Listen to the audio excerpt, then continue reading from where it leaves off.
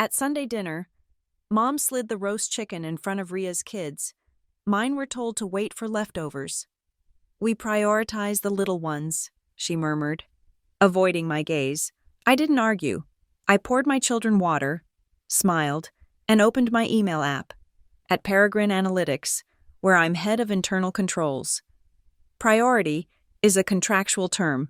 Tonight, I just needed to put it back in its proper place, first at the dinner table and then in the boardroom.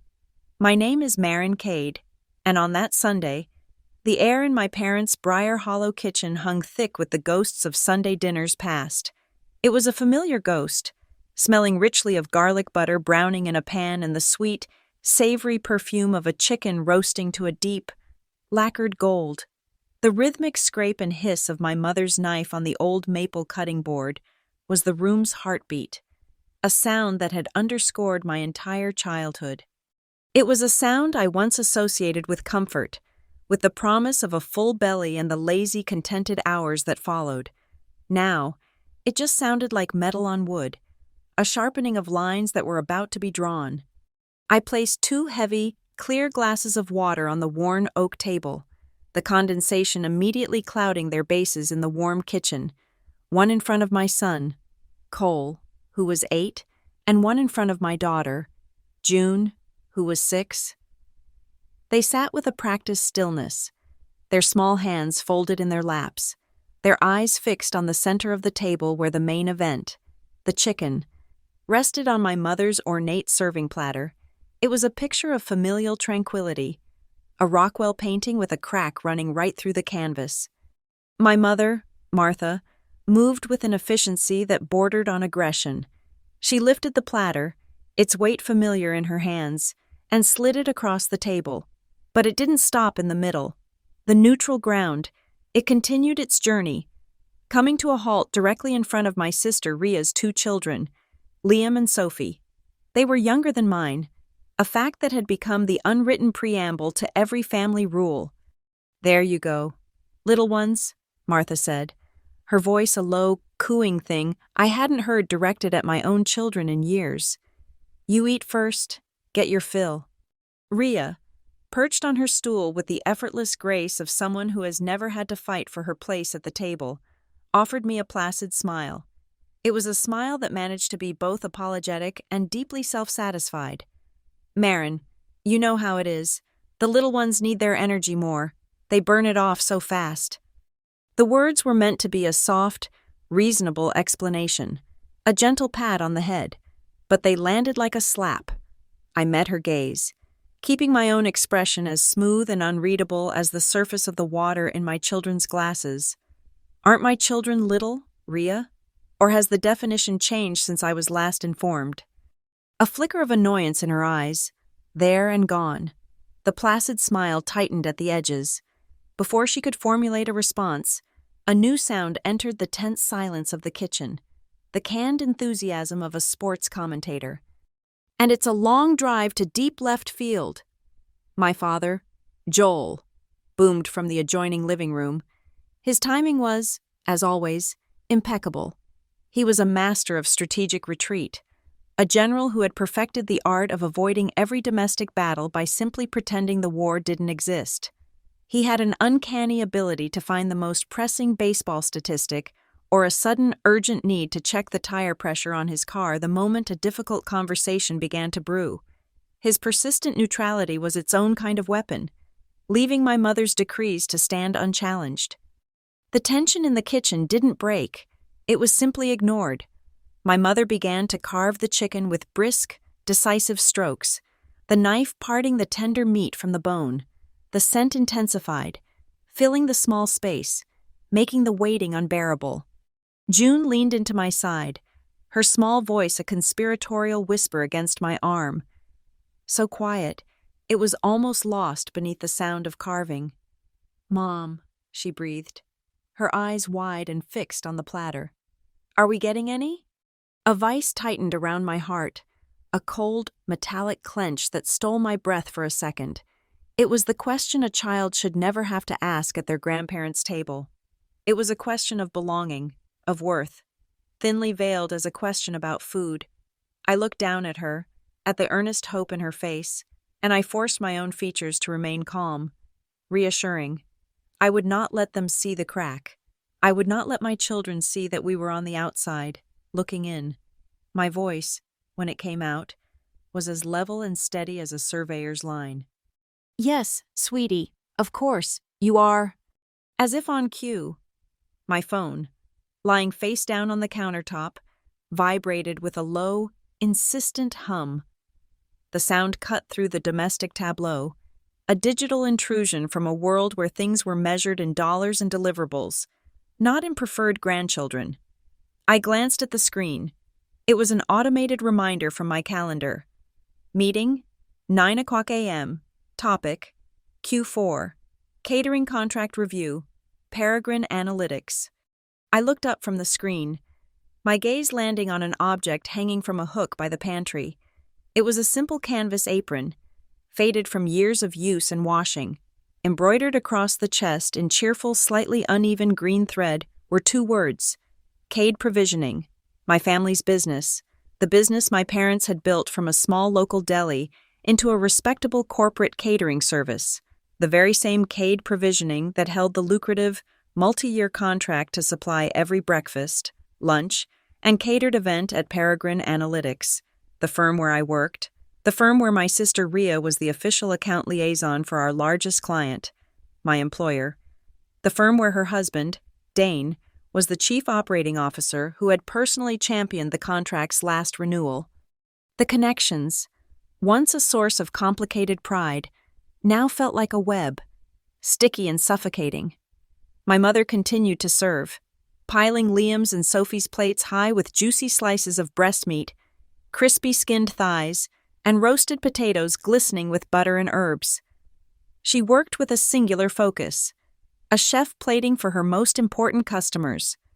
There was one piece of chicken left on the platter, a perfectly browned, substantial drumstick. Cole, my son, loved drumsticks. He watched it with the silent, intense focus of a predator, seeing his longing. I picked up his plate and a pair of serving tongs, reaching across the table. It was a small act of defiance, a quiet declaration that my son would not be last. "I'll just get this last piece for Cole," I said, my voice even. Before the tongs could make contact, my mother's hand shot out, her fingers closing over my wrist. It wasn't a violent grab, but it was firm, unyielding, an absolute negation. Her eyes, when they finally met mine, were as hard and cool as river stones. "No," she said, her voice low and final. "Leave that for the little ones. They might want more." She pulled my hand back, took the tongs from my grasp, and placed the last piece of chicken squarely on Liam's already full plate. And there it was. Not a misunderstanding, not an oversight. It was a choice, a deliberate, calculated act of exclusion, performed in the bright, warm light of her kitchen. My children were not just second. They were the contingency plan, the eaters of leftovers. Their hunger was less important, their desires secondary. A strange and terrible clarity washed over me. It was a feeling colder than anger, sharper than hurt. It was the chilling, pristine logic of an audit. The phone on the counter buzzed again, a faint echo of the first alert. Q4 catering contract review. In my mind's eye, I saw the Cade provisioning contract not as a document, but as a living thing. I saw the line items for chef's specials, the vague but costly seasonal logistics fees that Rhea always justified with a wave of her hand and a charming smile. I saw the automatic 3-year renewal clause that my brother-in-law, Dane, had insisted was for employee morale and stability. My mother had said they prioritized the little ones. Priority. At Peregrine Analytics, priority wasn't a feeling. It wasn't about age or affection. It was a term with a precise, contractual definition. It dictated service levels, delivery schedules, and most importantly, cost. It was a word that could be quantified, audited, and enforced. A slow, cold fire began to burn in my veins. The injustice of this dinner table was a small, personal thing, a family wound. But the principle behind it, the casual, entitled assumption of preference, the quiet manipulation of resources for the favored few. It was the exact same principle I was paid to root out in the corporate world. They had just made the fatal mistake of bringing it into my professional domain. They had taught my children that they were worth less. Now, I would use the language of my world to teach them a lesson in mine. The lesson of what happens when you put the head of internal controls at the end of the line, the word priority, I thought, as I watched my children watch Ria's children eat the last piece of chicken, was a key word in desperate need of a comprehensive redefinition. The 27 floors of the Peregrine Analytics Tower in Bracken City are a monument to calculated indifference. It's a sheer cliff of blue-tinted glass and steel, designed to reflect the sky and obscure whatever happens inside. On Monday morning, rising in the mirrored elevator, I practiced the smile. It's a specific kind of smile. One you learn in environments like this. It's not happy. It's not sad.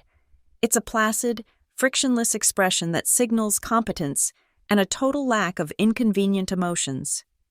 The elevator doors opened onto the hushed, climate-controlled expanse of the executive floor, and my reflection in the polished chrome slid away. Replaced by the real thing, I was Marin Cade, head of internal controls, and my face was a carefully managed asset. My role at Peregrine is simple in theory and excruciating in practice. I am the company's structural conscience. I check the numbers that no one else wants to check. I follow the money down pathways people hope are forgotten. I report directly, and only, to the CFO, Lyle Mercer, a man who views the company's balance sheet as a delicate ecosystem where any sudden movement could spook the wildlife. The wildlife in this case being the board of directors and the shareholders. My job is to ensure the ecosystem is healthy, but to do so without making any noise. This delicate arrangement has a built-in complication, a throbbing, systemic conflict of interest that has been my professional reality for the past 3 years. The sole provider of catering services for Peregrine Analytics, from the sad desk salads of the junior analysts to the elaborate spreads for the board, is a company called Cade Provisioning. My parents' company, the primary point of contact, the smiling face who negotiates the terms and smooths over any complaints, is my younger sister, Ria.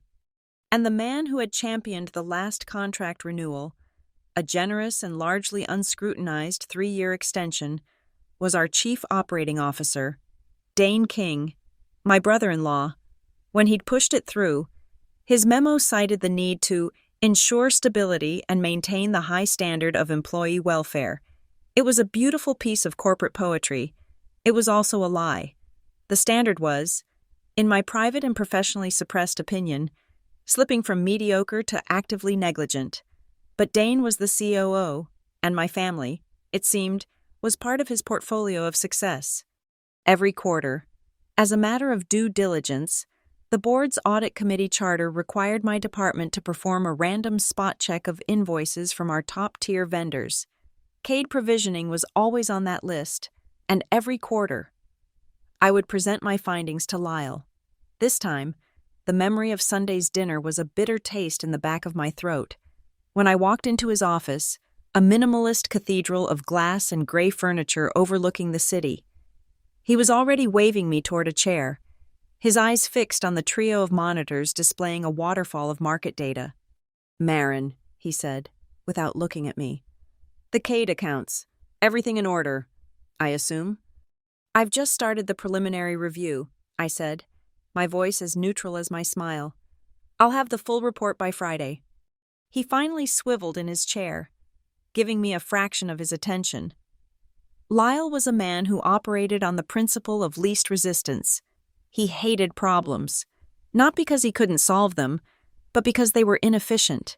They took up time and generated messy, unpredictable human reactions. Good, he said, a verbal tick that meant he was already bored. "I'm sure it's all fine. Dane keeps a close eye on that relationship. It's family, after all.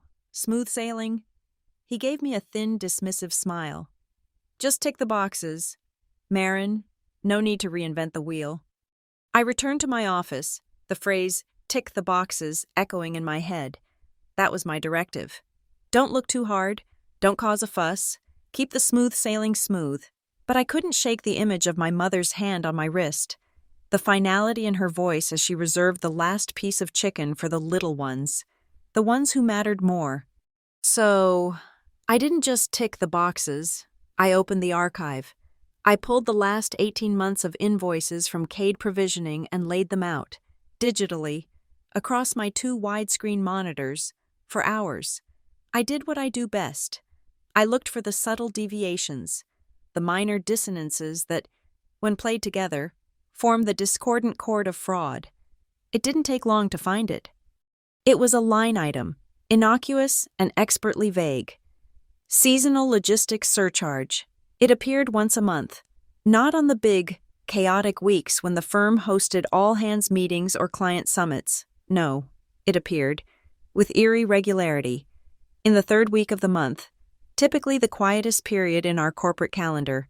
It was never a huge amount, just enough to be noticeable if you were looking, but small enough to be dismissed as a rounding error if you weren't, an extra few $1,000s, a fee without a corresponding event, a ghost in the machine.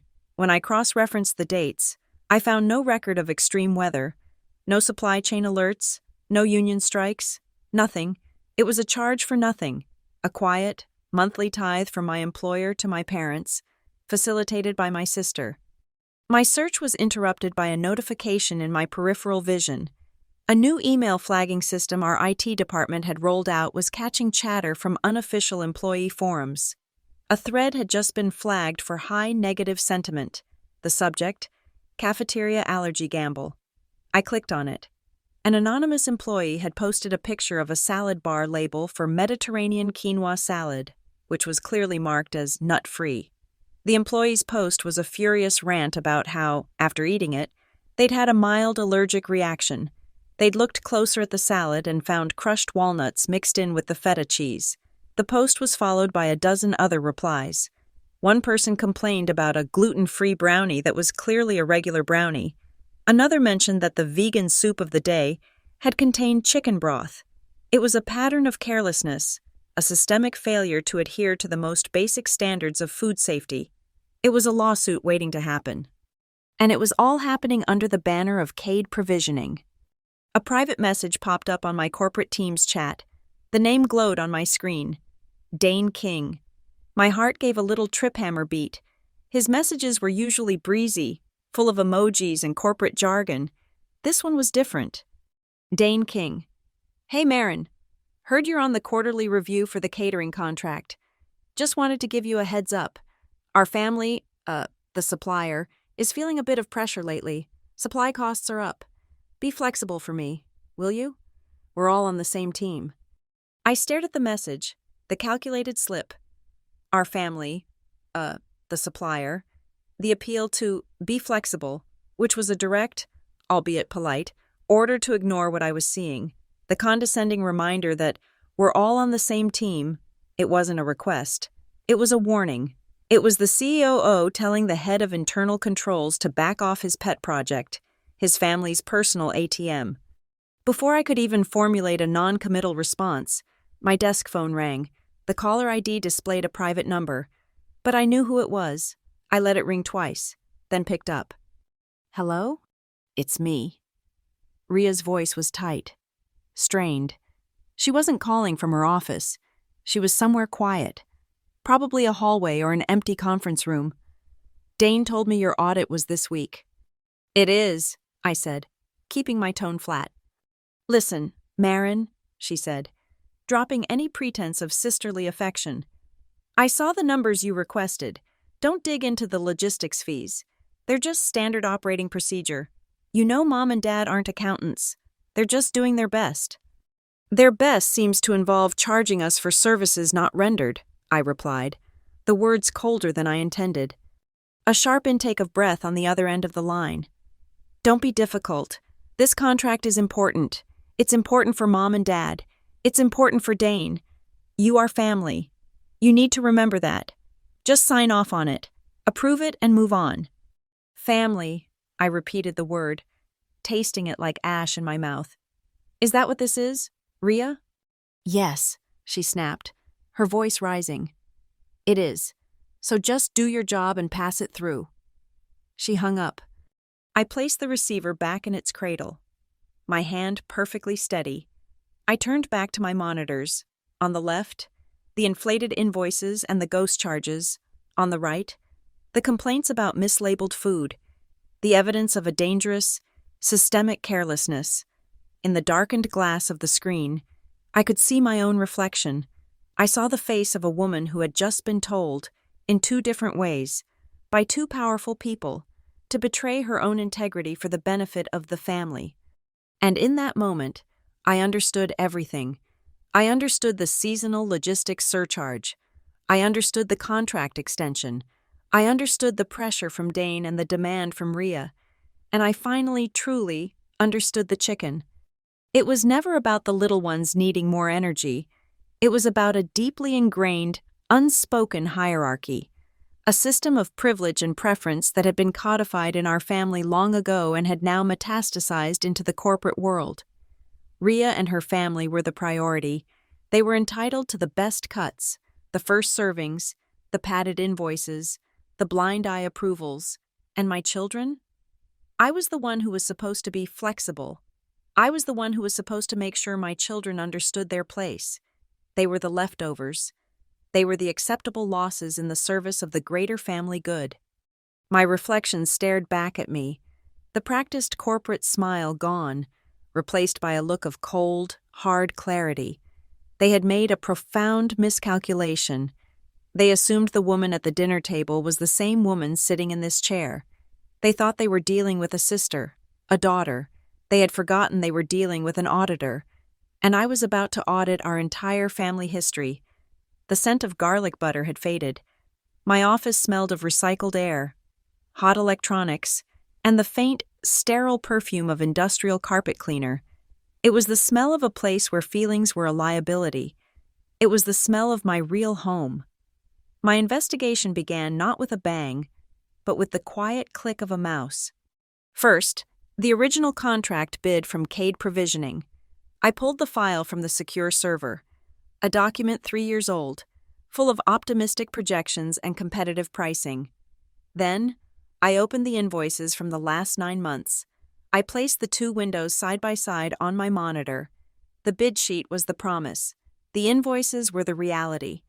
I began the painstaking work of a line-by-line reconciliation. It was tedious, methodical work. It was meditation. The numbers didn't lie. They didn't have favorites. They didn't care who was family. Hours passed. The sun tracked across the blue-tinted glass of my window, casting long shadows that crept across my desk. By late afternoon, the pattern was undeniable. It wasn't one single, glaring error. It was 1,000 tiny paper cuts, a systematic, creeping inflation. The cost of produce was consistently billed at the highest seasonal peak, even in months of market surplus. Labor hours were rounded up, never down.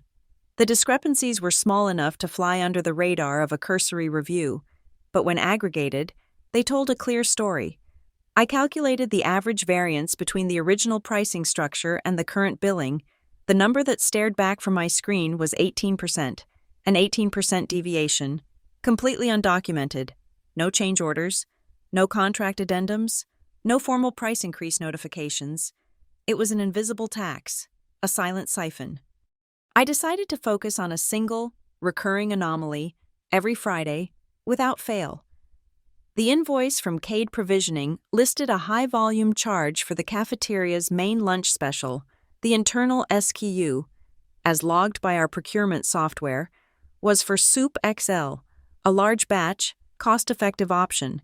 But on the invoice from Cade, that SKU was gone.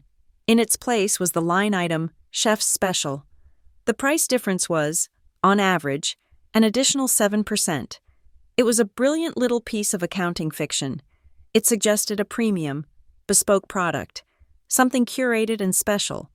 In reality, it was the same vats of lentil soup or beef chili, just given a more expensive name in the billing.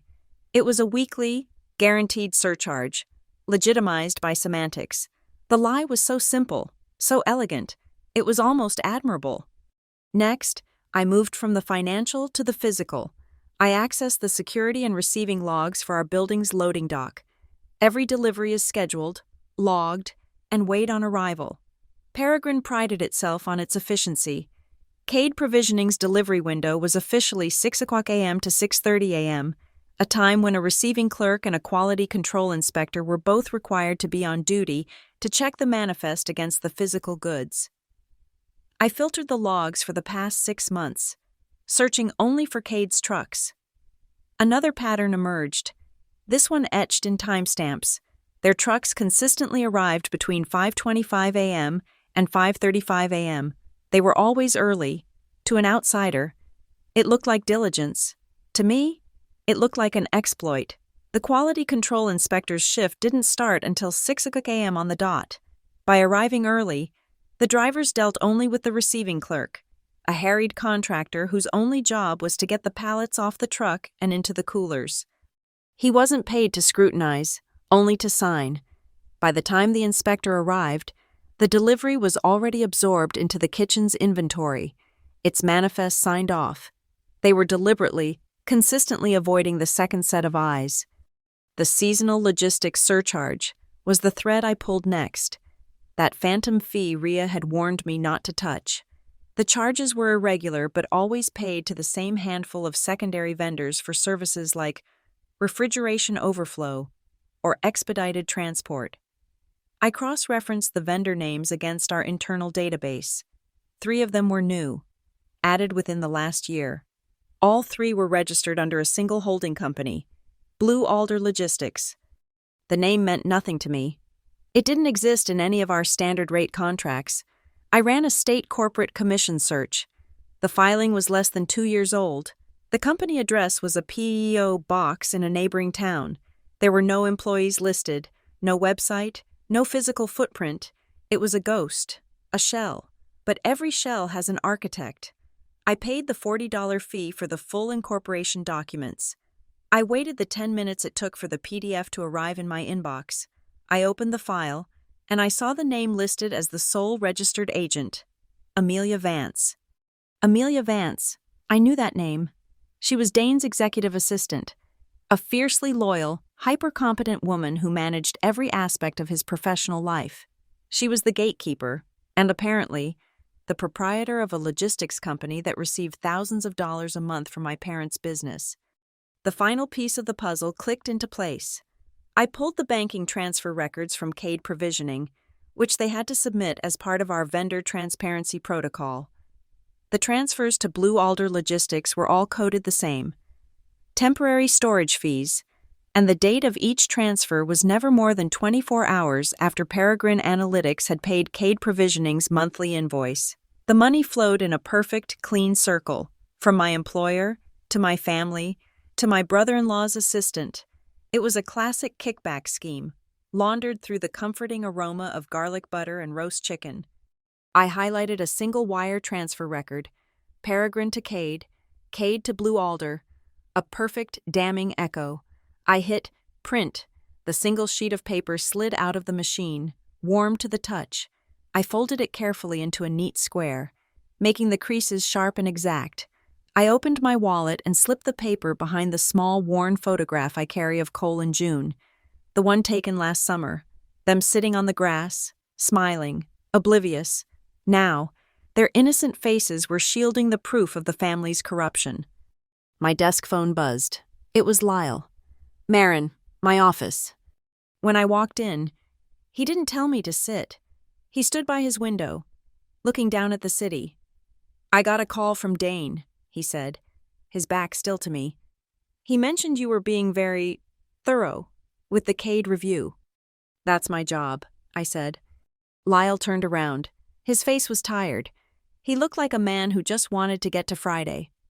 "Listen, Marin, I appreciate your diligence. I really do. But some things are better left as they are. Cade Provisioning is a stable supplier. The board likes stability.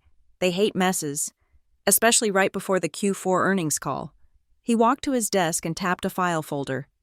"Close the review. Mark it as satisfactory. We all have bigger fish to fry." It was a direct order, an instruction to bury what I had found, to be flexible.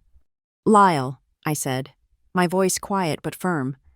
Last week, there was an incident. An employee had an allergic reaction to mislabeled food from the cafeteria. His eyes narrowed slightly. I didn't see a report on that. It's being suppressed, I said. But the chatter is there. The liability is real. The contract stipulates clear and accurate allergen labeling. They're in breach. I took a breath. I'd like to propose a simple field test, a proactive measure. We have a new internal app that allows employees to scan QR codes on food items for detailed nutritional data. We can do a random spot check on the cafeteria labels tomorrow at lunch. See if their codes link to accurate data. It's a simple, non-confrontational way to verify compliance. Lyle stared at me. The silence in the room stretched, thick and heavy. He was a smart man. He understood exactly what I was proposing. It wasn't just a test of the QR codes. It was a test of his own willingness to look the other way. He was being presented with a concrete, undeniable risk, employee safety, and I was offering him a clean, procedural way to address it. To ignore it now would be negligence, and Lyle Mercer was not a negligent man. He was just a conflict-averse one. He didn't answer. He just continued to stare, his jaw tight. The silence was my answer. It was a reluctant, terrified permission. I walked back to my office. The hum of the servers seemed louder now. I sat down, and in the quiet of the room, I took out my phone and opened the voice recorder app. I held it up and spoke softly. A note to self. A mission statement. If there are always leftovers at Sunday dinner, I whispered to the phone's microphone, then why is there never, ever a surplus on the invoice? I saved the recording. Then, I navigated to the secure server, to the encrypted drive where my most sensitive investigations lived. I clicked New Case File. A dialog box appeared, blinking, waiting. I typed in a single word, a name that encompassed the personal and the professional, the slight and the crime, a name for the whole damn thing. Leftovers. A corner of Peregrine's vast enterprise software suite is dedicated to a perfect, sterile copy of our procurement system. It's called a sandbox environment, a digital playground where my department can test for vulnerabilities, run simulations, and break things without consequence to the live network. It is my domain, and inside this walled garden, with a few dozen lines of code and a valid departmental authorization key, I gave birth to a company. I called it Rook Foods LLC. The name was a private joke. In chess, the rook is a powerful piece that moves in straight, unambiguous lines. It is an instrument of clarity and force. Rook Foods was, for all digital intents and purposes, real. It had a vendor ID, a tax identification number generated for simulation purposes, and a sleek, professional-looking digital letterhead I designed myself. Its mission statement was simple: to provide high-quality, cost-effective corporate catering with an unimpeachable commitment to food safety and transparency. It was the anti-CAID provisioning. It was the control in my experiment. The bait needed to be cast into specific parts of the pond. I drafted a single, concise email. It was an unsolicited proposal, a standard cold call in the corporate world. It introduced Rook Foods, detailed a menu of services directly comparable to those offered by CAID provisioning, and highlighted two key differentiators. The first was the price point, a flat 12% lower than Peregrine's current contract rate. This was a number significant enough to be attractive, but not so low as to seem unrealistic. The second, and more crucial, was a detailed section on our proprietary safe scan system, a guarantee that every item would feature a fully functional, data-rich QR code detailing all ingredients and potential allergens, fully compliant with Peregrine's internal wellness app. It was a direct solution to a problem I knew was festering just beneath the surface.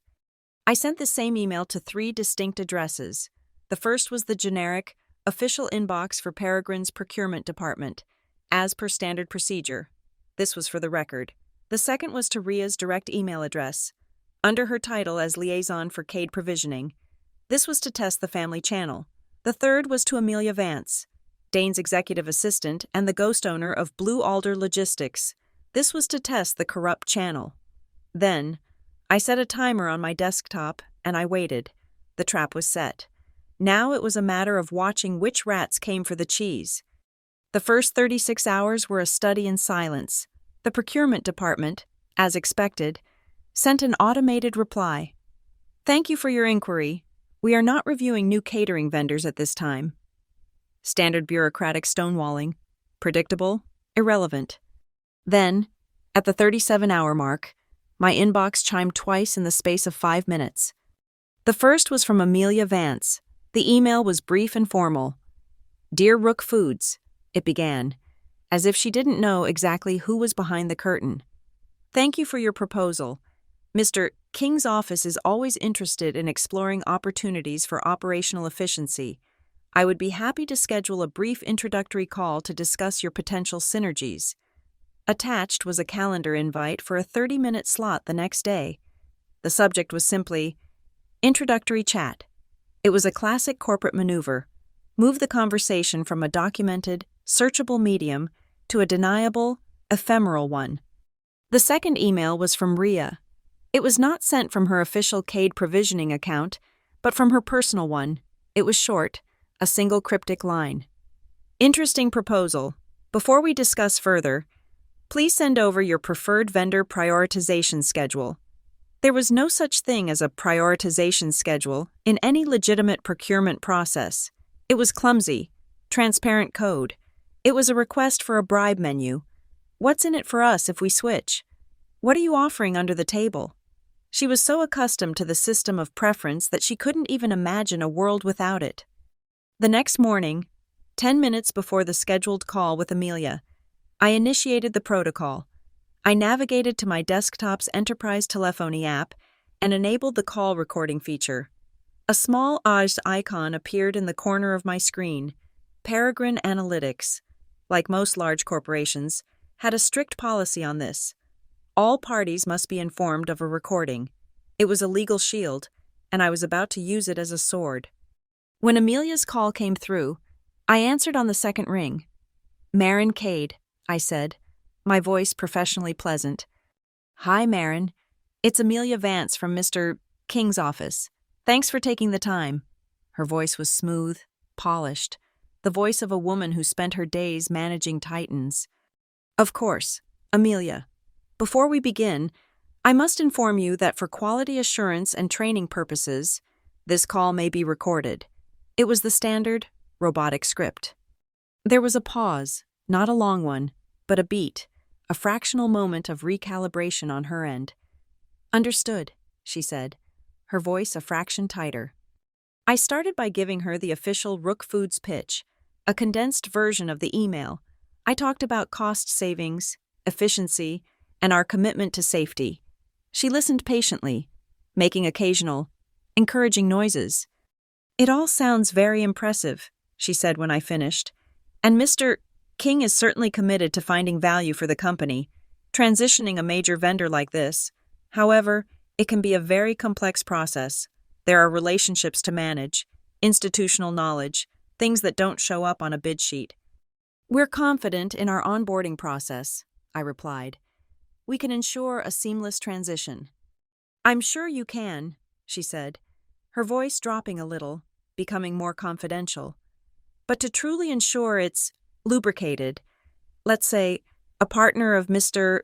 King's office often engages a special consultant, someone to handle the stakeholder outreach and ensure buy-in from all parties. It's a standard off-the-books arrangement. Of course, a simple consulting fee to make sure the transition is not just seamless, but silent." There it was, an off-the-books consulting fee, a direct solicitation of a bribe, wrapped in the silken language of corporate synergy. She was offering me the chance to pay her, and by extension Dane, to smooth the way for my fake company to replace my family's real one. The audacity of it was breathtaking. "I see," I said, my voice betraying nothing. "Could you send me the details on that consulting arrangement?" "Oh, there's nothing to send," she said lightly. "It's a handshake deal, a gesture of goodwill. We can discuss the particulars once you're further along in the process." "Thank you, Amelia. You've given me a lot to consider," I said. We exchanged a few more pleasantries, and then I ended the call. The moment the line went dead, I saved the audio file. It was a crystal clear, 3-minute recording of the COO's executive assistant soliciting a kickback. I dragged the file into my evidence processing software. The first step was to generate a cryptographic hash. With a click, the program ran the audio file through the SHA-256 algorithm, producing a long, unique string of letters and numbers. It was a digital fingerprint. If even a single bit of the audio file was ever changed, the hash would change completely. It was proof of authenticity. Step 2. I uploaded the original audio file and its hash to Peregrine's secure, immutable evidence locker, a write once, read many system used by internal controls and legal. The system automatically timestamped the upload, creating an unimpeachable record of when the evidence was logged. The chain of custody was now perfect, sterile, and absolute. I was in the middle of documenting the process when a new message notification flashed on my screen. It wasn't an email, it was a personal text message on my cell phone. From Ria. My hands felt cold as I picked up the phone. Her message consisted of 2 short sentences. It's family. Don't make this hard. You want your kids to eat first? It can be arranged.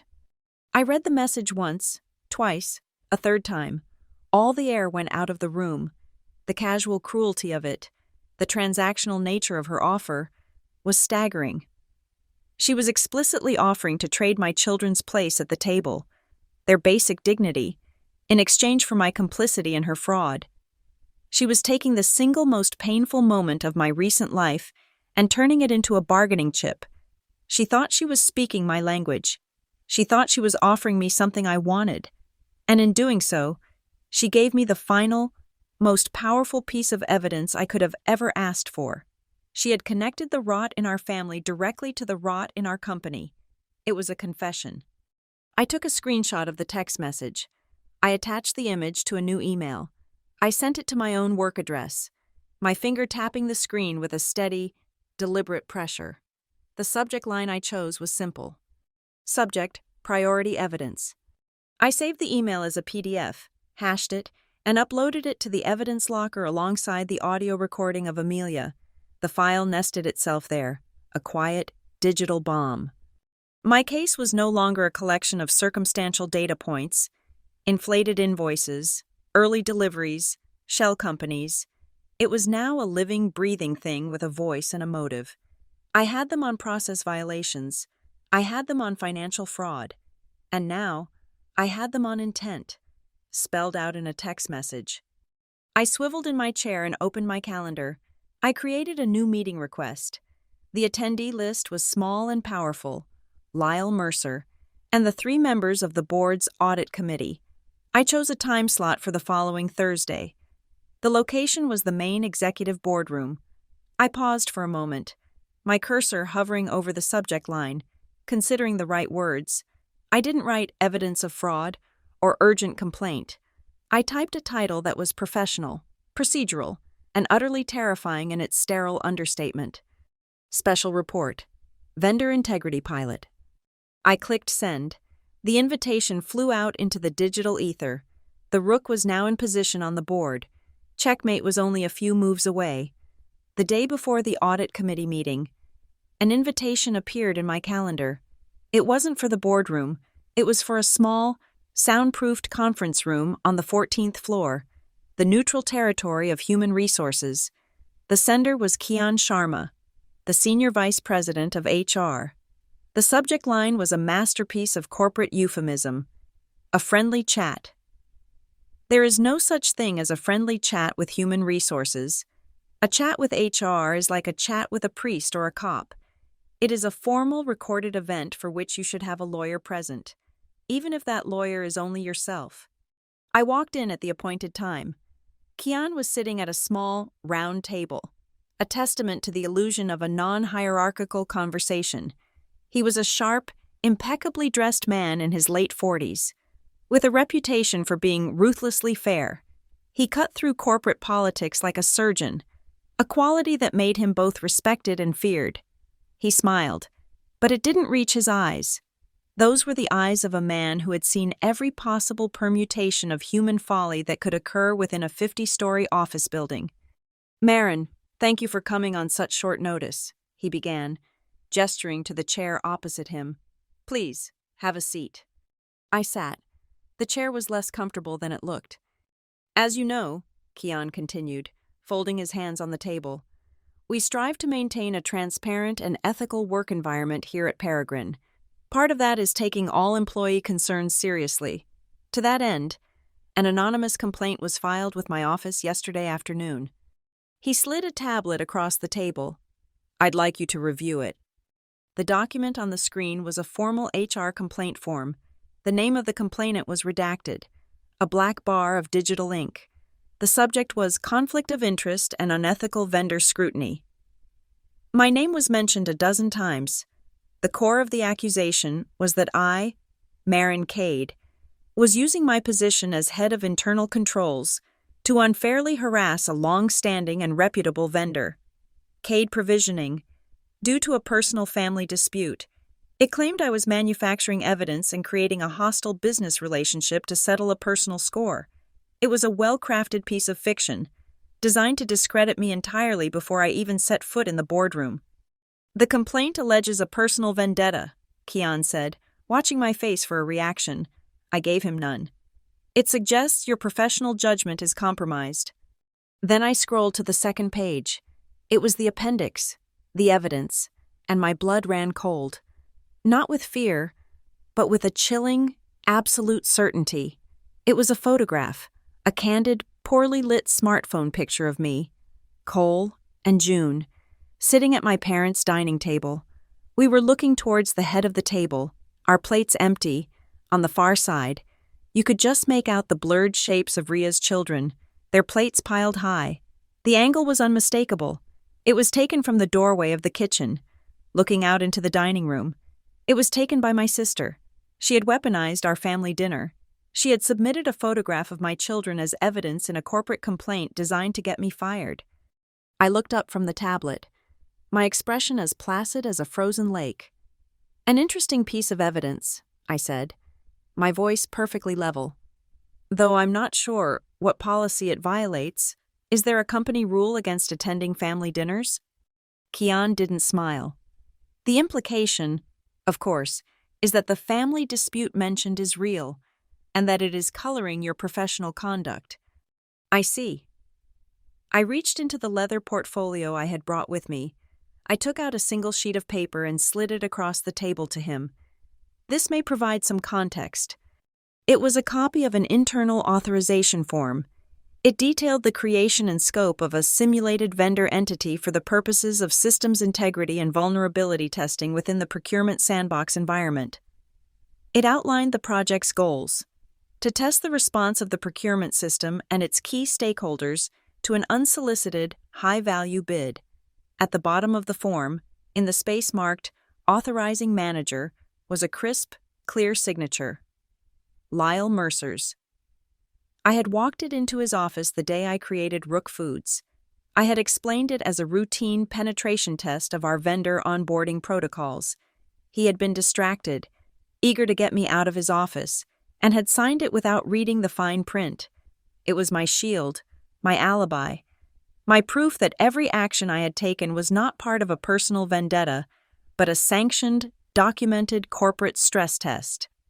Kian picked up the paper. He read it once, then he read it again, more slowly. The professional mask on his face flickered. He looked from the signed authorization form back to the anonymous complaint on the tablet. He was connecting the dots. He was a smart man. He understood that you don't need signed authorization from the CFO to conduct a family argument. He looked up at me, and for the first time, his eyes held a glimmer of something other than professional detachment. It was respect. "Someone," he said, his voice a low murmur, "is trying to build a very clumsy frame." "Someone is trying to preempt a legitimate audit," I corrected him gently. He nodded slowly, his mind clearly racing, reassessing the entire situation. The complaint was not what it seemed. This wasn't about a family squabble. This was a counterattack, a desperate, sloppy attempt to neutralize me. Marin, he said, his tone shifting from inquisitor to collaborator. Is there anything else I should know? Anything that would explain why someone would go to this length to discredit your review? This was the moment. The door was open. I took out my phone, opened my email, and found the message I had sent to myself. I forwarded it to Kian's official email address. I think this might be relevant, I said. On his tablet, he opened the email. He saw the subject line. Priority evidence. He saw the attachment, the audio file.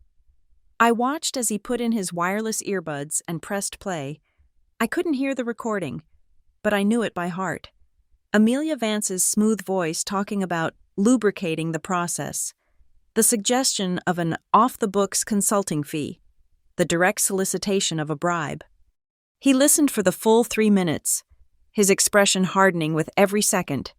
When it was over, he took the earbuds out and placed them on the table. He looked at me, his face grim. The COO's executive assistant, he said. It wasn't a question. Yes, I replied. He stared at the tablet, a muscle working in his jaw. He was no longer just an HR manager dealing with a conflict of interest complaint. He was now in possession of evidence of a potential criminal conspiracy involving a C-suite executive's office. He tapped a few commands on his screen, his fingers moving quickly. I saw him flag the audio file, add a note.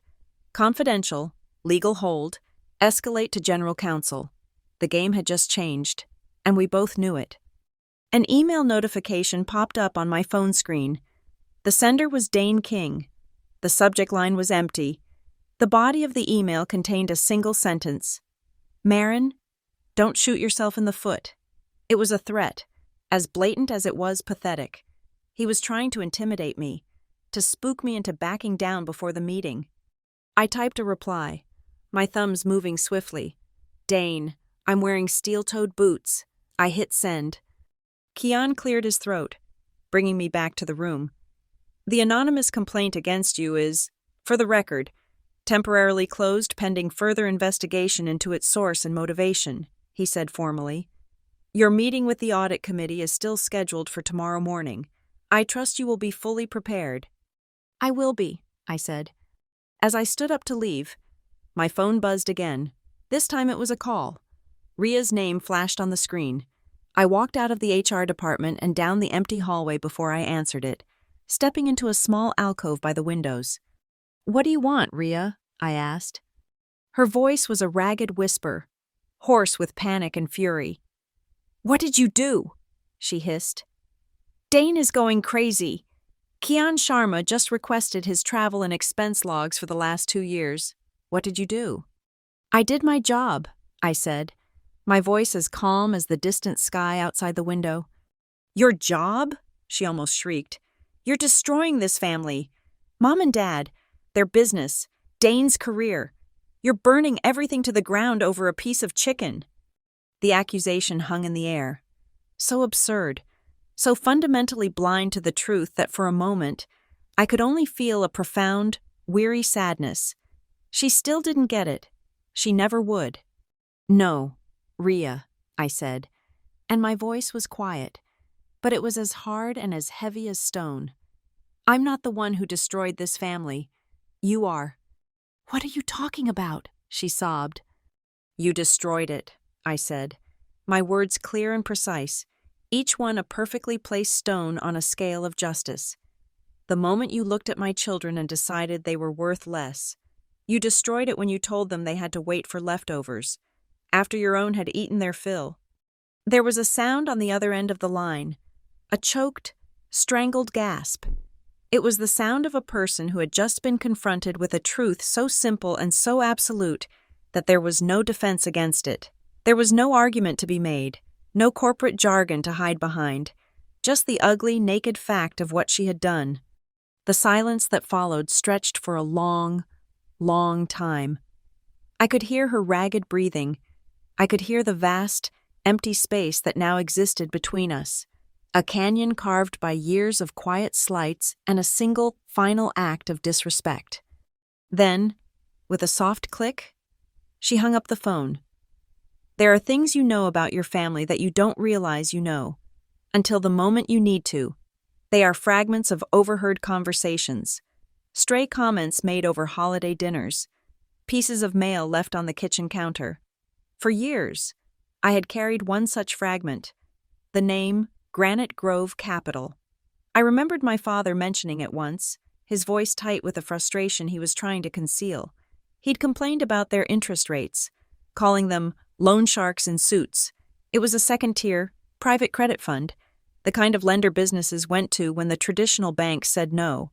They specialized in high-risk, high-reward commercial loans. And I knew, with the deep, instinctual certainty of a daughter who had paid attention even when she seemed not to, that the mortgage on the Cade Provisioning Production Facility, the warehouse, the industrial kitchens, the small fleet of refrigerated trucks, was held by them. My own career was not in distressed debt, but the world of finance is a small, interconnected one. I had a friend from business school, a sharp, discreet woman named Anya, who had made a name for herself in that exact murky corner of the market. I called her on a secure line, framing my inquiry as a theoretical due diligence exercise for a potential acquisition target. I gave her the name of my parents' company. I didn't have to explain why I wanted to know. In Anya's world, motive was irrelevant. Opportunity was everything. 2 hours later, she sent me an encrypted file. It contained the entire loan structure. As I'd suspected, my parents had been struggling. They had missed 2 of their last 3 covenant checks, technical defaults related to their debt-to-income ratio, and a small, but significant, portion of their loan was currently in arrears. It was this overdue portion that was for sale on the secondary market. Lenders like Granite Grove often offloaded these toxic assets to mitigate their own risk. They sold them at a deep discount to investors willing to take on the gamble of collection. Through a blind trust I controlled, a perfectly legal entity I used for my own personal investments, I made an offer, we haggled, through Anya, for a day. We settled on a price, 41 cents on the dollar. With a few clicks and a secure wire transfer, I became the legal owner of the most vulnerable slice of my family's debt. I was now, in a very real and legally binding sense, one of their creditors. The transaction was anonymous, buried under layers of legal paperwork. My name appeared nowhere, but I held the note. I owned the stick. I spent that night poring over the fine print of the loan agreement, a document as thick as a novel and infinitely more brutal. I wasn't looking for loopholes. I was looking for levers. I found it on page 87, in a dense, almost unreadable clause titled Covenant of Operational Integrity. It was standard boilerplate for loans to businesses in the food service industry. The clause stated, in excruciating legalese, that the borrower must remain in compliance with all federal, state, and local health and safety regulations. A verified violation of these standards, particularly those pertaining to food handling and allergen safety, constituted a material breach of the loan agreement. And a material breach gave the note holders specific, powerful rights. It gave them the right to demand immediate corrective action. It gave them the right to impose penalties. And most importantly, it gave them the right to declare the business to be in a state of heightened risk, which in turn triggered another clause, the right to make a capital call, demanding an immediate cash injection from the owners to secure the lender's investment. It was a financial guillotine, and the release cord was a simple matter of a failed health inspection. The next morning, I used my personal funds to hire a certified, independent food safety auditor. I gave him a simple task. He was to go to the Peregrine Analytics cafeteria during the lunch rush, posing as a corporate client on a tour. He was to purchase 10 different food items from the hot and cold bars, all of which featured the QR code allergen labels. He was then to take them to his lab and test the veracity of those labels. Specifically, he was to test the nut-free, gluten-free, and dairy-free claims. The report was on my desk within 24 hours. Bound in a professional blue cover, it was clinical, dispassionate, and utterly damning. Of the 10 items tested, 3 were incorrectly labeled. The gluten-free pasta salad contained wheat flour. The dairy-free soup had been thickened with a cream-based roux. The nut-free pesto contained trace, but medically significant, amounts of pine nuts. The report was an objective, third-party, legally admissible document confirming that Cade Provisioning was in breach of its contract with Peregrine Analytics, and therefore in breach of the covenant of operational integrity with its lender, with me. I now held a sealed report that could trigger a legal nightmare for Peregrine, and I held a legal right to demand a crippling capital injection into Cade Provisioning within 7 business days. The pieces were all in place. The trap was perfectly constructed, built from their own carelessness, their own greed, and their own debt. I sat in my office, the city lights beginning to glitter in the twilight outside my window, and I felt a profound, aching sadness. I saw my father's hands, dusted with flour. I heard my mother's laugh in the kitchen on a good day. This wasn't a game. This was surgery. And I was about to cut into the heart of my own family to remove a cancer. I had no desire to see their business fail, to see them lose the thing they had spent their lives building. That was never the point. I didn't want to take their meals away. I wanted to take away their divine right to decide who was worthy of eating first. I wanted to strip them of the privilege they had used to diminish my children. I opened a new email draft. The recipient was my mother. The words came haltingly. "Mom," I typed, "we need to talk. What happened on Sunday was wrong. I won't proceed with this audit if you will call me, and apologize to Cole and June. A real apology." I stared at the blinking cursor. An apology. It seemed so simple, so small, but it wasn't. An apology would mean nothing. It would be a temporary concession to escape a consequence, not a true reckoning. It would be a strategic retreat. And the war for my children's self-worth would continue in 1,000 other small, unseen ways. They had taught me that our family operated on a system of power, not love. To ask for an apology now would be to admit defeat, to bargain for a scrap of decency when my children deserved a feast of respect. We do not negotiate with the currency of our children's dignity. With a quiet click, I deleted the draft. This entire maneuver, this cold, intricate dance of finance and law, needed a name. It needed a file, a title for my own private records. The chaos at the dinner table had a direct line to the chaos in the boardroom. The arrogant assumption of preference in the family was the blueprint for the fraud against the company. It was all the same story, a story about who gets served first and who is told to wait. I named the strategy serving order. My calendar was set. My path was clear. There was no turning back now. Thursday. Present the special report on the vendor integrity pilot to the audit committee. This would address the corporate problem. Friday. A technical notification from an anonymous trust, managed by a discreet third party, would be delivered to Cade Provisioning. It would inform them that their lender was aware of their food safety violations and was officially invoking its rights under the covenant of operational integrity. This would address the family problem. In the same week, in 2 different rooms, using 2 different sets of rules, I would bring their entire world to a halt. I would, with the cool, impartial precision of an auditor, rearrange the order of things. The executive boardroom at Peregrine Analytics is a place designed to make human beings feel small. It is a long, cold room, dominated by a single, monolithic table of polished black granite that reflects the ceiling lights like a dark, still lake. It was here, at noon on Thursday, that the final act of my play was set. Under the guise of providing a sensory component to my vendor integrity pilot report, I had arranged for a catered lunch. It was the full executive menu from Cade Provisioning, an elaborate spread of poached salmon, grilled asparagus, and wild rice pilaf. At each of the 12 place settings, a gleaming white plate was flanked by heavy silver cutlery, and next to each plate, on a small, elegant stand, was the menu card, complete with the now infamous QR code. The members of the audit committee filed in, along with Lyle, Dane, and, at Dane's insistence, Rhea, who was attending as the official vendor representative. She looked nervous. Her smile stretched a little too tight, her eyes darting around the room. She was here to provide color commentary on the warm, family-run nature of her business, a little piece of theater Dane had arranged to soften any critique I might have.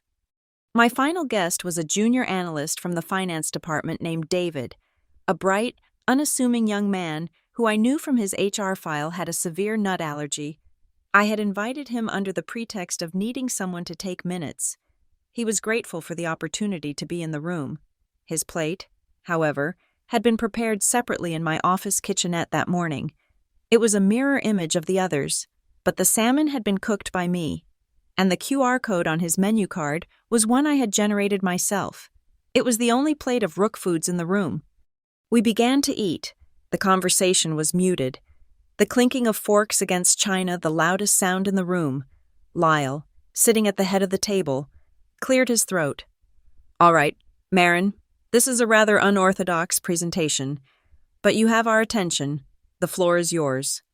Before I could speak, Dane leaned forward, a genial, expansive smile on his face. He was in his element, the charming COO, the master of the room. "If I may, Lyle," he said smoothly, "before Marin gets into the numbers and charts, I think it's important for the committee to understand the philosophy behind our partnership with Cade Provisioning. Rhea, perhaps you could say a word?" Rhea looked startled, but she recovered quickly. "Of course," she said, her voice a little breathless. "At Cade Provisioning, we're not just a vendor, we're family. We believe in providing warm, wholesome, trustworthy food. Food you can feel good about. It's the same food we serve at our own family table." The irony was so thick I could have choked on it. As she spoke, Dane beamed, the proud husband and corporate statesman. It was the perfect cue. While all eyes were on Rhea, I discreetly took out my phone. I opened the Peregrine Wellness app, the one I had told Lyle about. I selected the QR scanner function. I held my phone over the menu card at my place setting. A Cade Provisioning card. The camera focused. A small loading icon spun for a second, and then the screen resolved into a single, stark message. "Error 404. Page not found." "And that," I said, my voice cutting cleanly through Rhea's concluding remarks, "is the heart of the problem." Every head at the table turned to me. The clinking of cutlery stopped. Absolute silence descended on the room. "What are you talking about, Marin?" Dane asked, his smile faltering. I didn't answer him. I tapped a command on the tablet in front of me. The massive, 80-inch screen on the boardroom wall, which had been displaying the Peregrine logo, flickered to life.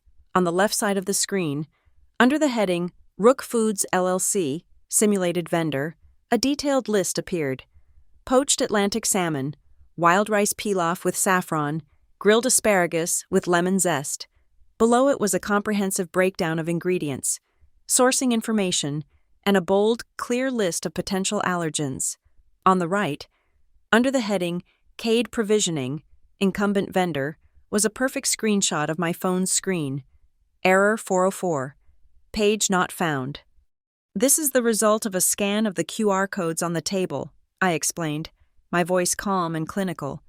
"The code on David's menu, from our control vendor, functions perfectly. It provides the transparency and safety information promised in our contracts. The code on every other menu, provided by Cade Provisioning, is a dead link. It is a cosmetic feature, designed to give the illusion of compliance. It is, in short, a lie." A murmur went around the table. The committee members looked down at their own menus, as if seeing them for the first time. Rhea had gone deathly pale. "Now, that's just a technical glitch," Dane stammered, trying to regain control. "Something their IT guy can fix in 5 minutes. It's hardly a major issue." "On its own, perhaps," I agreed. "But it is part of a much larger pattern of operational and financial discrepancies." I tapped the tablet again. The screen changed. Now it displayed a simple, clean flowchart. A box labeled Peregrine Analytics had an arrow pointing to a box labeled Cade Provisioning, showing a payment of several $million. From the Cade Provisioning box, a smaller arrow pointed to a third box, labeled Blue Alder Logistics, showing payments coded as temporary storage fees. "As part of the pilot," I continued, "we analyzed the cash flow related to certain irregular fees. Specifically, The seasonal logistics surcharge that Cade Provisioning has been billing us for the past 18 months. I let the flowchart hang there for a moment. We found that these fees are consistently paid out to a single, unlisted subcontractor, Blue Alder Logistics. I tapped the screen one more time. The flowchart vanished, replaced by a scanned image of a corporate registration document. A single name was circled in bright, digital red. "And this," I said, my voice dropping slightly, "is the sole registered agent and owner of Blue Alder Logistics, Ms. Amelia Vance, whom I'm sure you all know as the executive assistant to our COO, Mr. Dane King." A collective gasp went through the room. It was a soft, sharp intake of breath. All eyes shot from the screen to Dane. His face had gone from ruddy and confident to a waxy, grayish white. He looked like a statue. "And now," I said into the suffocating silence, "I'd like to play a brief audio file for the committee. It's from a test call made by our simulated vendor, Rook Foods, to Ms. Vance's office to inquire about the process for becoming a new supplier." I connected my phone to the room's speakers. A small chime indicated the Bluetooth was paired. I pressed play. First, my own voice, crisp and clear in the silent room. "Before we begin, I must inform you that for quality assurance and training purposes, this call may be recorded." Then, Amelia's voice, smooth and confident. "Understood." The room was so quiet, I could hear the hum of the air conditioning. I let the entire recording play. I let them hear her talk about a complex process, about things that don't show up on a bid sheet, and then the final, damning words, echoing off the granite and glass of the boardroom. A standard off-the-books arrangement. Of course, a simple consulting fee, to make sure the transition is not just seamless, but silent. When the recording ended, the silence it left behind was heavier, more profound, than before. It was the silence of a tomb. No one moved, no one breathed. Dane was staring at the black, reflective surface of the table, his reflection staring back. Rhea had her hand clapped over her mouth, her shoulders shaking in a silent sob. Slowly, deliberately, I reached into my portfolio and took out the bound report from the independent auditor. I walked to the head of the table and placed it gently on the granite in front of Lyle Mercer. The blue cover was a stark slash of color on the black surface. "And finally," I said, my voice now quiet, almost a whisper, "that is the independent lab analysis of the food you have all just been eating. It confirms 3 major allergen labeling violations. It confirms that Cade Provisioning is not only in breach of its contract, but is actively putting the health of our employees at risk. The legal and financial liability to this company is, in my professional opinion, catastrophic." Lyle did not open the report. He did not need to. He looked down at the report. Then he looked across the table at the members of the audit committee, his expression unreadable. Finally, his gaze settled on me. His eyes were cold, but there was a flicker of something else in them, a grudging, terrified respect. He had told me to tick the boxes. I had brought him a ticking bomb. "We are temporarily suspending our contract with Cade Provisioning, effective immediately," Lyle said, his voice hard as iron. "A full, independent investigation will be launched into this matter, led by General Counsel and the Office of Internal Controls." He looked directly at Dane, and into the relationship between the COO's office and all external vendors. Dane finally broke his paralysis. He forced a laugh. It was a horrible, strangled sound. "Lyle, come on," he choked out. "This is clearly just a misunderstanding, a few clerical errors." But no one was listening. Rhea pushed her chair back. A low scraping sound against the floor. Her napkin, a pristine white square of linen, fell from her lap. Her hand, when she reached for her water glass, was trembling so violently she could barely hold it. I walked back to my seat. I reached down and picked up the thin black folder on the floor beside my chair. It was my own private file, the one that held the notes from Sunday dinner. The timeline, the copy of my children's photo. Its label was a single word. I closed the cover, the soft click of the clasp echoing the finality of Lyle's pronouncement. The leftovers had been cleared, the plates were being sent back to the kitchen. It was time, finally, to change the order of service. The silence in the boardroom after the recording ended was not empty. It was dense and heavy, filled with the wreckage of a dozen careers and a family's reputation. The machine gun-like series of events that followed was not a discussion, it was a demolition. Lyle Mercer did not ask for opinions. He acted. He looked at Martha Simmons, the chair of the audit committee, a woman with a face carved from granite and a mind like a steel trap. "Martha, I believe a vote is in order." Martha didn't hesitate. "I move for the immediate and indefinite suspension of the catering contract with Cade Provisioning pending the outcome of a full legal and financial investigation. All materials presented today are to be turned over to our general counsel for immediate review." "Seconded," another board member said, his voice flat. "All in favor," Lyle commanded. A chorus of ayes echoed around the table. They were not shouts, they were cold, hard clicks of assent. Each one was a nail being hammered into the coffin of the business my parents had built. The vote was unanimous. It took less than 10 seconds. While the vote was still echoing, Kian Sharma from HR slid a tablet in front of Lyle. "Mr. Mercer, your authorization is required for an expanded audit." Lyle took the stylus, his movements sharp and economical. He scribbled his signature. The action was digitally captured, time-stamped, and logged. "Done," he said. Kian nodded. Retrieving the tablet, he looked down at it, his fingers tapping on the screen. "And for the record," he announced to the room, his voice carrying the full weight of his office, "the internal HR matter previously designated as complaint conflict of interest has been reopened and reclassified. The new case file is entitled Investigation, Retaliation, and Suspected Kickback Scheme." He looked directly at me when he said it. A brief, almost imperceptible nod.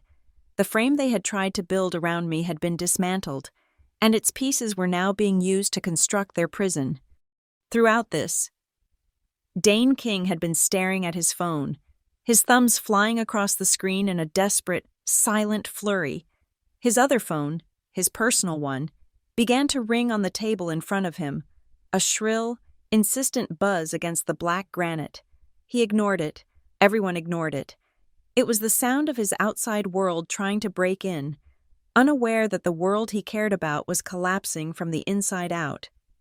He finished typing, took a shaky breath, and looked at Lyle. "Lyle," he said, his voice a hoarse croak. "Effective immediately, I am submitting my request for an indefinite leave of absence, for personal reasons." It was the coward's exit, the last desperate attempt to jump from a burning building. Lyle looked at him with something bordering on pity. "Your request will be considered. Dane, you can discuss the terms with Kian." The personal phone on the table rang again, and again. The sound was becoming unbearable. Rhea, who had been sitting as if frozen, finally broke. She pushed her chair back and stumbled towards me, her face a mess of tears and disbelief. She grabbed my arm, her fingers digging into my blazer. "Marin, please," she begged, her voice a ragged whisper that was somehow loud in the silent room. "Stop this, please. We're family." I looked down at her hand on my arm, then up into her desperate, pleading eyes. I felt nothing.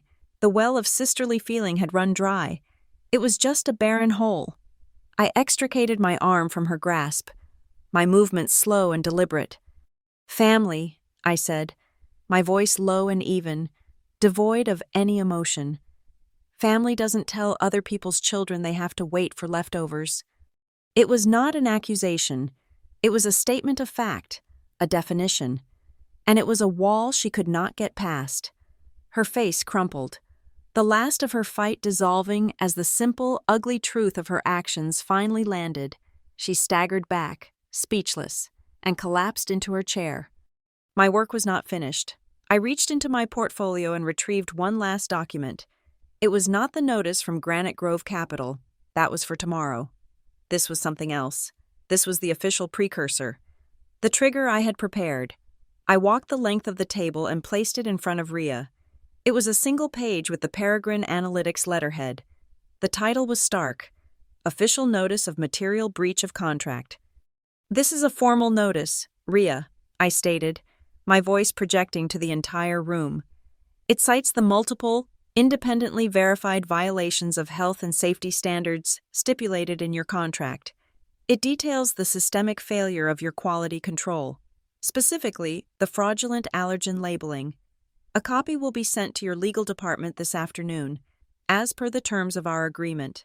We will also be notifying all relevant financial stakeholders and credit agencies of your company's high-risk operational status." My mother's name flashed on my phone screen. It vibrated silently against the table. I glanced at it, then back at the room. She was calling to ask Ria how the lunch had gone. I let the call go to voicemail. My mother could wait. This was my time. This was business. Lyle Mercer had been watching the entire exchange, his expression unreadable.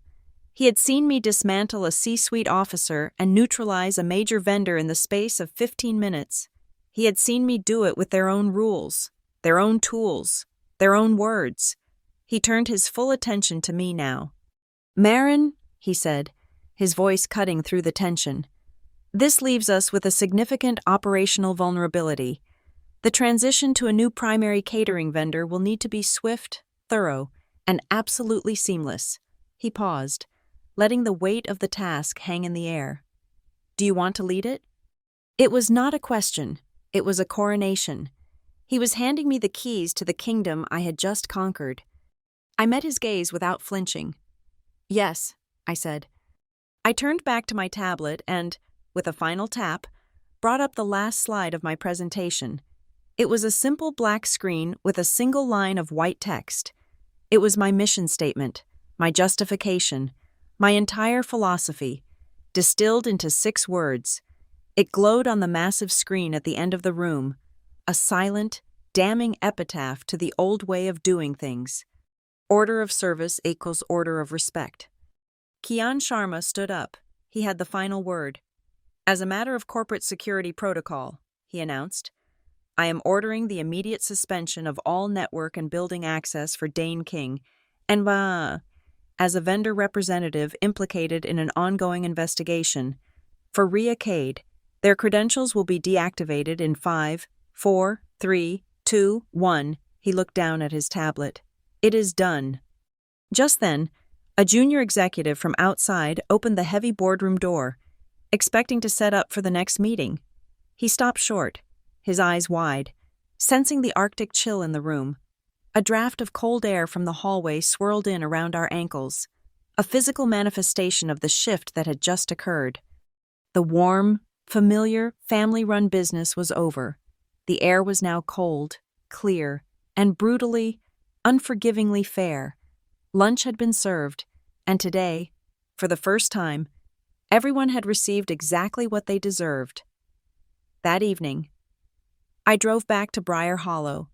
The streetlights cast long, lonely shadows on the familiar roads. I wasn't carrying a briefcase full of evidence. I was carrying a large, heavy stockpot, warm against the passenger seat, the rich, savory aroma of homemade lentil and vegetable soup filling the car. I was not coming to make peace. I was coming to deliver the new terms and conditions.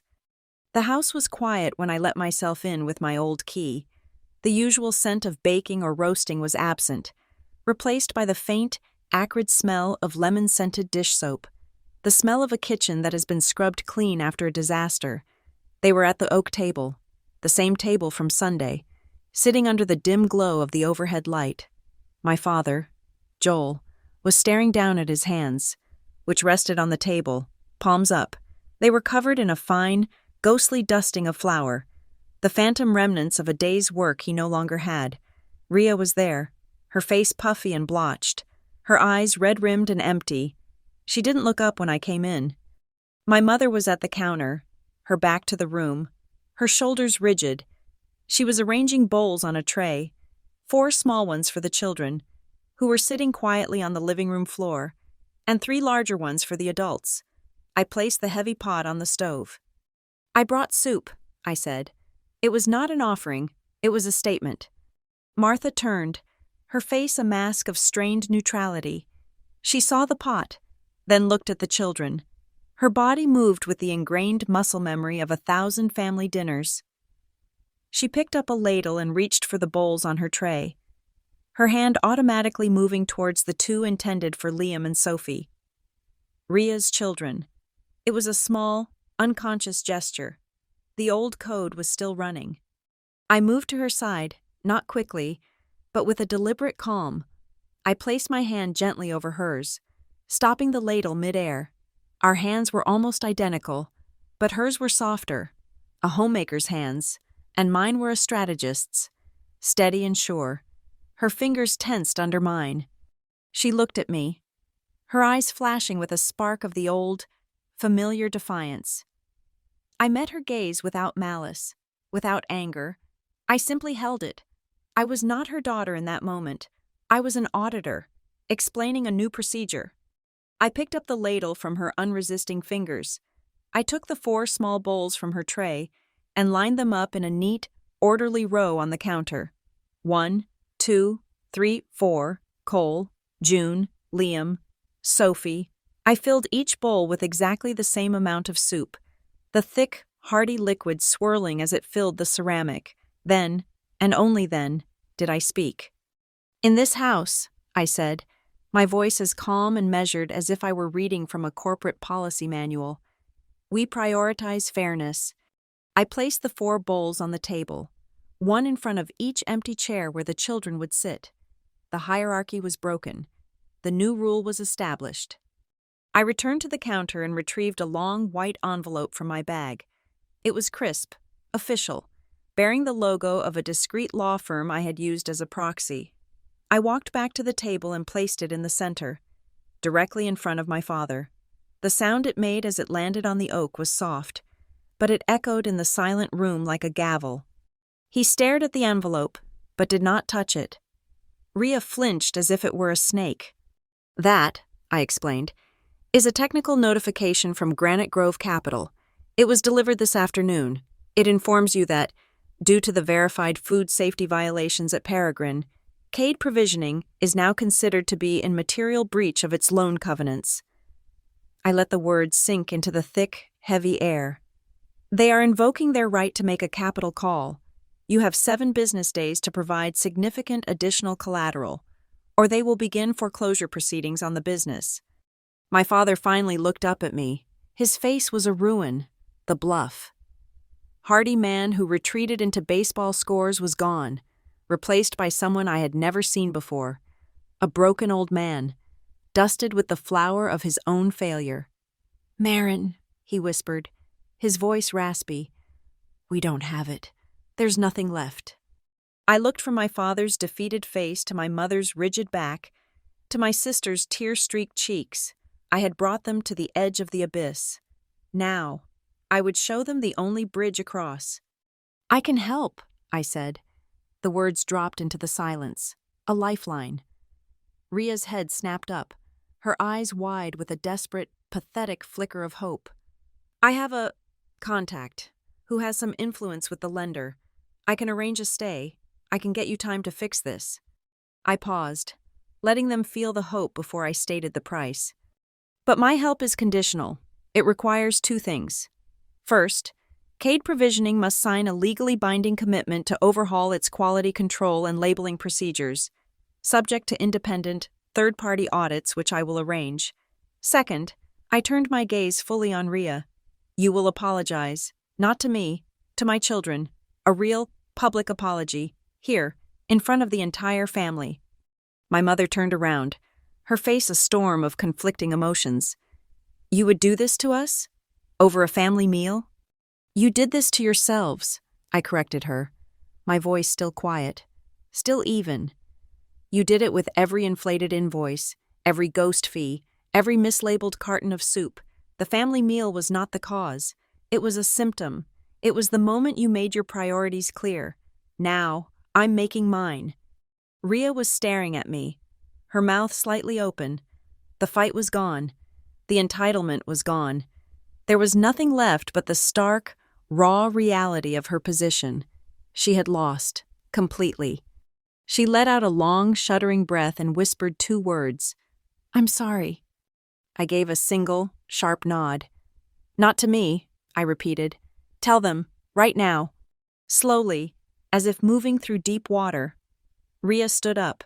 She walked around the table to where Cole and June were now sitting, watching the adults with wide, confused eyes. She hesitated for a moment, her body trembling. Then, she sank to her knees, lowering herself until she was at their eye level. It was an act of profound, unconditional surrender. She looked at my son, then at my daughter. Tears streamed freely down her face, but her voice, when it came, was clear. "Cole, June," she began, her voice cracking. "Your Aunt Rhea was wrong. So wrong. What I did, what I said on Sunday, it was cruel, and it was a lie." She took another shaky breath. "You are not less. You are not second. You are never, ever the leftovers." She reached out a tentative hand and gently touched Cole's shoulder. "I am so sorry." I watched my children. I saw the confusion in their eyes slowly replaced by something else, a dawning understanding, a quiet, solemn sense of validation. They didn't speak, they just looked at their aunt, kneeling on the floor before them, and they listened. The injustice had been named. The wrong had been made right. I walked back to the table, took a pen from my bag, and retrieved the official notice from Granite Grove.